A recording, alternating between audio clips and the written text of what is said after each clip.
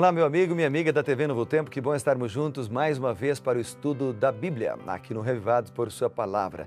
Um grande abraço a você que nos acompanha também pela internet e acompanha com a gente pelo canal do YouTube, youtube.com/Revivados por Sua Palavra NT. Eu quero orar com você agora para estudarmos hoje Jeremias capítulo 7. Só um lembrete antes da oração.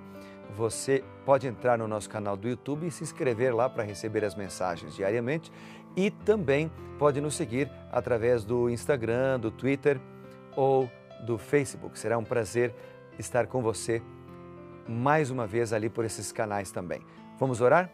Querido Pai, bondoso Deus, é uma alegria estarmos juntos mais uma vez para estudarmos a Tua Palavra e pedimos agora a Tua bênção, a direção do Teu Santo Espírito, em nome de Jesus, amém. Vamos a Jeremias 7, então, e eu destaquei alguns versos, lembrando que Jeremias, só um contexto geral, assim, para a gente entender Jeremias 7, aqui Jeremias é enviado para exortar ou aconselhar os judeus, para que eles se arrependam verdadeiramente, para que então evitem o cativeiro. Então, no capítulo 7 também, o capítulo afirma que o Senhor rejeita a vã confiança deles. E cita o exemplo, por exemplo, de Siló. No verso 17, Deus ameaça o povo por causa da sua idolatria. Também rejeita o sacrifício dos desobedientes e ele exorta para que o povo lamente por suas abominações, né? Ele também anuncia juízos no capítulo 7. Então, há vários assuntos assim complexos, importantes e solenes neste capítulo. E eu quero agora destacar com você alguns versos especiais que me chamaram a atenção aqui. E nós vamos destacar alguns deles, lembrando que você pode destacar outros versos. Sempre é bom você ler com calma a Bíblia, porque a gente não lê 3 capítulos, que um outro programa que existe que é chamado de Ano Bíblico, se você ler 3 capítulos por dia, de maneira geral, às vezes 4 capítulos por dia, você vai ler toda a Bíblia num ano. Esse é um excelente método também de estudo da Bíblia. Porém, nós aqui lemos um só para incentivar você a ler com calma, com cuidado, selecionar os versos que lhe chamam a atenção, orar antes de ler, né? No mundo corrido que nós estamos vivendo, eu aconselho você a ler pelo menos um. Você pode ler mais, mas pelo menos um. E nesse de hoje eu quero começar com o verso 3, que diz assim: Assim diz o Senhor dos Exércitos, o Deus de Israel. Emendai os vossos caminhos e as vossas obras, e eu vos farei habitar nesse lugar. Assim diz o Senhor dos Exércitos. Esse é um título comum na Palavra de Deus, no Antigo Testamento, e é um dos títulos mais majestosos, mais imponentes da divindade. O título é comum no livro de Jeremias. A gente pode encontrar em Jeremias 2, Jeremias 5:14, Jeremias 7:21, por exemplo, Jeremias 8:3, lá em Jeremias 10:16, Jeremias 11, versículo 17 e o verso 20, e Jeremias 15:16. São todos versos que você encontra essa expressão, né? O Senhor dos Exércitos. Ele enfatiza o fato de que Deus tem forças, Deus tem poderes incontáveis sob seu comando. No Antigo Testamento, a palavra exército frequentemente refere-se a um exército de homens, né? Segundo Crônicas 28:9, menciona Jeremias 51:3 também. E o comandante, chefe de um exército, era designado como comandante do exército. 1 Reis, capítulo 1, verso 19, menciona isso. Por que isso é importante?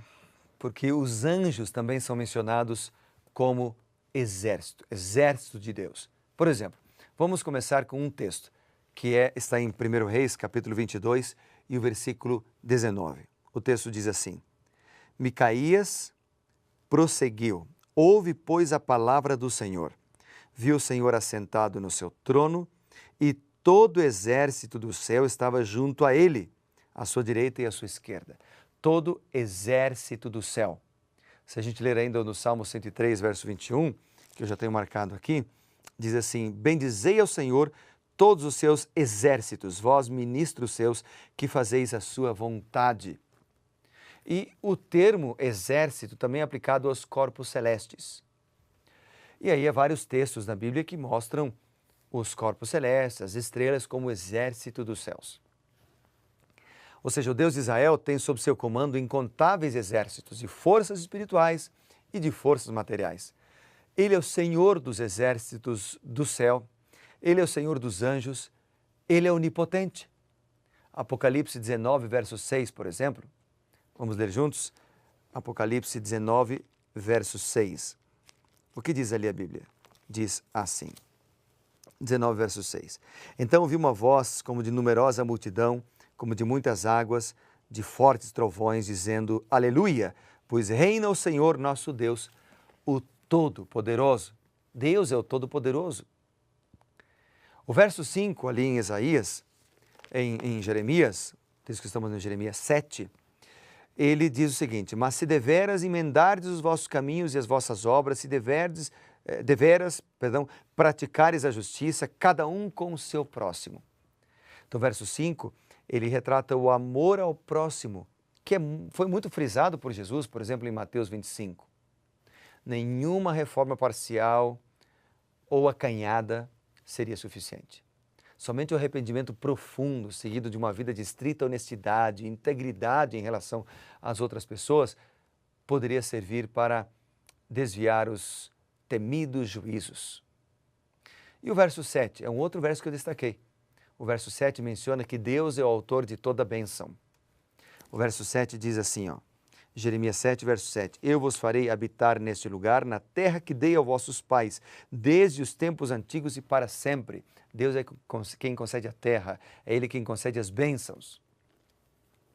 Depois o verso 9 a 11, aqui vem tratando de hipocrisia. Versos 9 a 11 dizem o seguinte, aqui está. Diz o seguinte, que é isso? Furtais e matais, cometeis adultérios, jurais falsamente, queimais incenso a Baal e andais após outros deuses que não conheceis. E depois vinde e vos pondes diante de mim nesta casa que se chama pelo meu nome e dizeis, estamos salvos? Sim, só para continuardes a praticar essas abominações. Será esta casa que se chama pelo meu nome um covil de salteadores aos vossos olhos?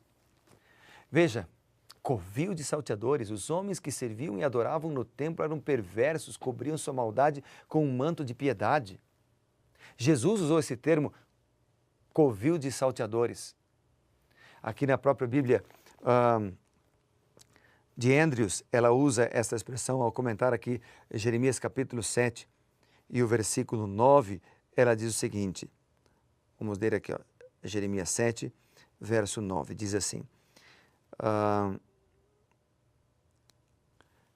referências, falando do verso 9 e 10, né? Referências 5 dos 10 mandamentos representando todos. Depois de transgredi-lo, o povo esperava que Deus aceitasse a sua adoração, o caráter e a presença do Senhor. A idolatria e a transgressão da lei eram práticas incontáveis com o caráter divino.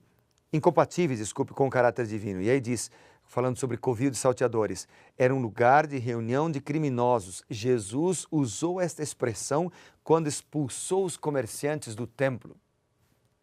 Que triste, que triste. Outra coisa triste no capítulo é a idolatria mencionada nos versos 17 a 19. A idolatria que provoca a ira de Deus. O verso 17 e 19 diz assim, acaso não vês tu o que andas fazendo nas cidades de Judá e nas ruas de Jerusalém?